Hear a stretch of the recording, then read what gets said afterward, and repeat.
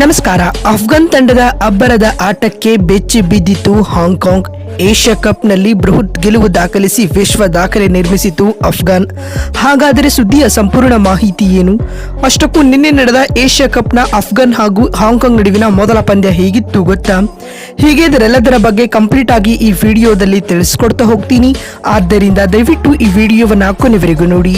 ಆದರೆ ಅದಕ್ಕಿಂತಲೂ ಮುನ್ನ ಯಾರೇನು ನಮ್ಮ ಚಾನಲ್ಗೆ ಸಬ್ಸ್ಕ್ರೈಬ್ ಮಾಡಿಲ್ವೋ ಸೊ ದಯವಿಟ್ಟು ಈ ಕೂಡಲೇ ನಮ್ಮ ಚಾನಲ್ಗೊಂದು ಸಬ್ಸ್ಕ್ರೈಬ್ ಮಾಡಿ ಮತ್ತು ಈ ಕೂಡಲೇ ಈ ವಿಡಿಯೋಗೊಂದು ಲೈಕ್ ಮಾಡಿ. ಹೌದು, ನಿನ್ನೆ ಅಬುಧಾಬಿಯಲ್ಲಿ 2025ರ ಏಷ್ಯಾ ಕಪ್ಗೆ ಚಾಲನೆ ಸಿಕ್ಕಿತು. ಉದ್ಘಾಟನಾ ಪಂದ್ಯದಲ್ಲಿ ಹಾಂಗ್ಕಾಂಗ್ ಮತ್ತು ಅಫ್ಘಾನಿಸ್ತಾನ ತಂಡಗಳು ಮುಖಾಮುಖಿಯಾಗಿದ್ದವು ಸ್ನೇಹಿತರೆ. ಈ ಉದ್ಘಾಟನಾ ಪಂದ್ಯದಲ್ಲಿ ಇದೀಗ ಅಫ್ಘಾನಿಸ್ತಾನ ತಂಡವು 94 ರನ್ಗಳ ಭರ್ಜರಿ ಗೆಲುವು ದಾಖಲಿಸುವ ಮೂಲಕ ಟೂಟಿಯನ್ನ ಗೆಲುವಿನೊಂದಿಗೆ ಶುರು ಮಾಡಿದೆ ಸ್ನೇಹಿತರೆ. ಇದಕ್ಕೂ ಮುನ್ನ ಈ ಒಂದು ಪಂದ್ಯದಲ್ಲಿ ಟಾಸ್ ಗೆದ್ದಂತ ಅಫ್ಘಾನ್ ತಂಡದ ನಾಯಕ ರಶೀದ್ ಖಾನ್ ಮೊದಲು ಬ್ಯಾಟಿಂಗ್ ಮಾಡುವ ಆಯ್ಕೆಯನ್ನ ಆಯ್ದುಕೊಂಡರು ಸ್ನೇಹಿತರೆ.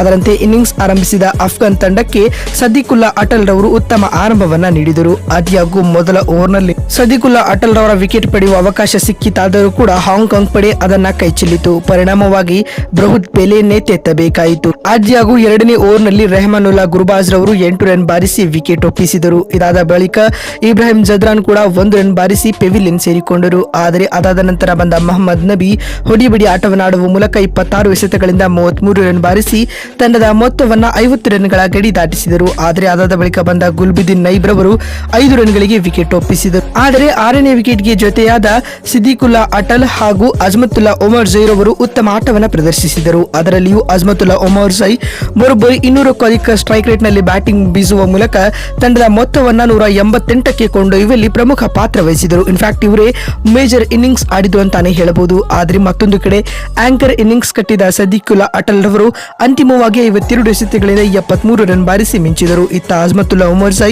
21 ಎಸೆತಗಳಿಂದ 53 ರನ್ಗಳ ಕ್ಯಾಮಿಯೋ ನಾಕ್ ಆಡಿದ್ರು ಅಂತಾನೆ ಹೇಳಬಹುದು. ಈ ಮುಖ್ಯವಾಗಿ ಅಫ್ಘಾನಿಸ್ತಾನ ತಂಡ ನಿಗದಿತ 20 ಓವರ್ಗಳಲ್ಲಿ 6 ವಿಕೆಟ್ ಕಳೆದುಕೊಂಡು 188 ರನ್ ಕಲೆ ಹಾಕಿತ್ತು.